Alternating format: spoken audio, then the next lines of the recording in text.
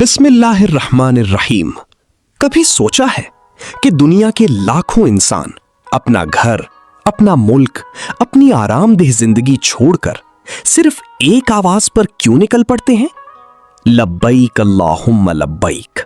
ये कोई आम सफर नहीं, ये अल्लाह के इश्क का सफर है। दुनिया के हर कोने से लाखों मुसलमान निकल पड़ते हैं। ना किसी को अपनी दौलत पर गुरूर होता है, ना अपनी ताकत पर। सब सफेद लिबास में, सब एक जैसे, क्योंकि अल्लाह के सामने हर इंसान बराबर है। वो लम्हा सोचो जब एक हाजी पहली बार खाना काबा को दिखता है। दिल जोर से धड़कता है, आंखों से आंसू बहने लगते हैं और जुबान पर सिर्फ दुआ होती है। अरफात का मैदान, वो जगह जहां लाखों हाथ अपने रब के सामने उठते हैं।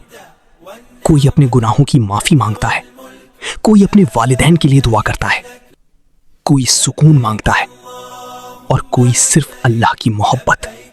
फिर शैतान को कंकरियां मारी जाती हैं ताकि इंसान ये साबित कर दे कि वो हर बुराई को छोड़कर सिर्फ अपने रब का रास्ता इख्तियार करेगा।